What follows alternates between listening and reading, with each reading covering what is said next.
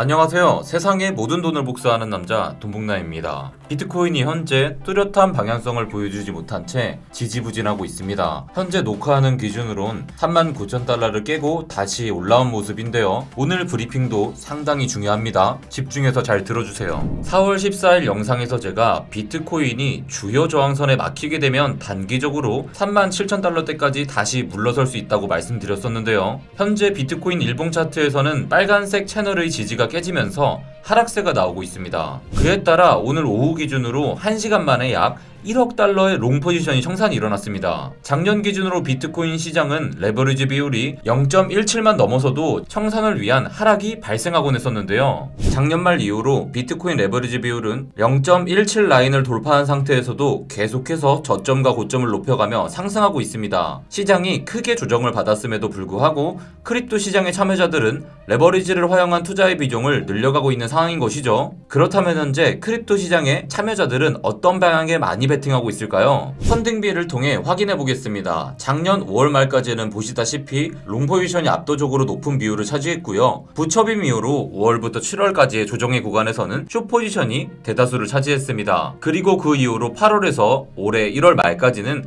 간헐적으로 발생한 숏 포지션을 제외하면 대부분 롱 포지션이 우세했다는 것을 알 수 있습니다. 그런데 그 이후로는 전혀 다른 상황이 만들어졌습니다. 올해 1월 이후로 비트코인의 방향성에 대한 전망은 투자자들 사이에서도 심각하게 갈렸다는 것을 알 수 있습니다. 작년 중순 행보장 때는 하락에 대한 관점이 지배적이었지만 최근 행보장에서는요, 상승 관점과 하락 관점이 복잡하게 뒤섞였다는 것을 알 수 있습니다. 다시 현재 비트코인 일봉 차트를 살펴보겠습니다. 일단 빨간색 채널을 깨고 내려온 상황이기에 말씀드린 것처럼 37,000달러대까지 후퇴할 가능성이 높아진 상황입니다. 하지만 지금 상황 속에서도 두 가지 시나리오가 다시 가능해집니다. 만약 오늘의 하락세가 롱 포지션 레버리지 형성을 위한 인위적인 과정이라면 오늘의 일봉 캔들은 긴 아랫꼬리를 형성하고는 다시 회복세를 보이게 될 것입니다. 그 결과로 오늘 형성된 일봉 캔들의 종가가 빨간색 채널 내부로 다시 들어가게 된다면 그것은 향후 상승을 위한 매우 좋은 기반이 될 수 있습니다. 하지만 오늘의 일봉이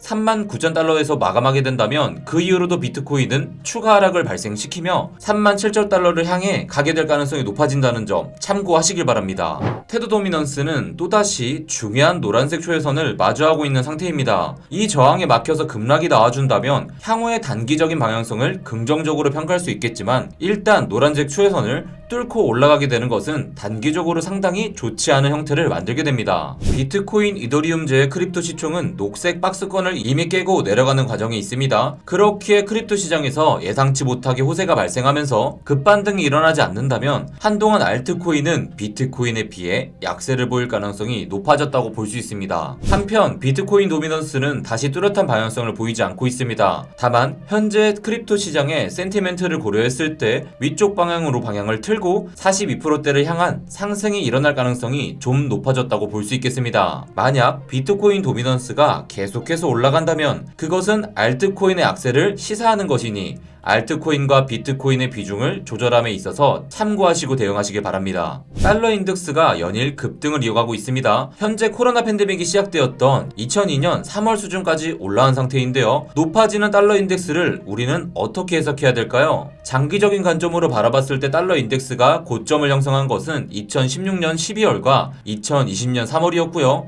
저점을 형성한 것은 2018년 2월과 2021년 5월이었습니다. 이 달러 인덱스 차트를 비트코인 차트와 한번 비교해보면 어떻게 될까요? 궁금하시죠? 보여드리겠습니다. 달러 인덱스가 고점을 찍고 하락할 때 비트코인의 대상승이 시작되었고요. 달러 인덱스가 바닥을 찍고 상승하는 시점에서 비트코인의 상승세가 꺾였다는 것을 알 수 있습니다. 그렇다면 달러 인덱스가 다시 전고점을 향해 달려가는 지금의 상황을 우리는 어떻게 해석해야 될까요? 한번 고민해 보시기 바랍니다. 물론 지금의 상승세가 어디까지 지속될지는 지켜봐야 합니다. 다만 달러 인덱스가 무한정 상승할 수 없다는 것을 염두에 두시고요. 투자 계획을 세우실 필요가 있습니다. 일반적으로 경제 전망이 안 좋을 때는 안전자산으로 취급되는 달러의 수요가 올라가게 됩니다. 하지만 어느 시점에 이르면 시장은 다시 안전자산에서 위험자산으로 투자를 이어갈 수밖에 없습니다. 여러분, 비트코인은 안전자산일까요? 위험자산일까요? 지금까지 비트코인은 팔색조처럼 다양한 모습을 보여왔습니다. 때로는 디지털금이라고 불리며 인플레이션을 해칭하는 안전자산으로 취급받기도 했고요.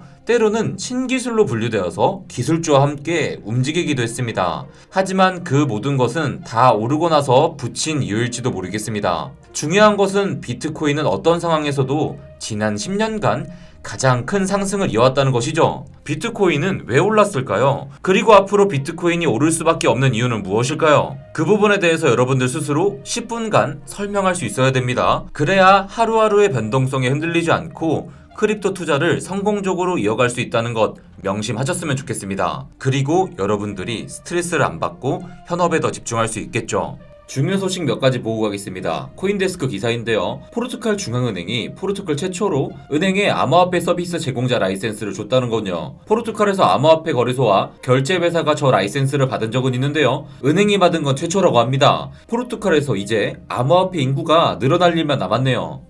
레저 인사이트 기사입니다. 블록체인 인프라 기업 블록데몬이 시티그룹과 세일즈포스로부터 투자를 받았다고 합니다. 기존의 투자자는 골드만삭스, JP모건, 소프트뱅크, 타이거글로벌 등이 있었는데요. 세상 모든 대기업들의 자본이 블록체인 기업으로 들어오고 있는 상황입니다.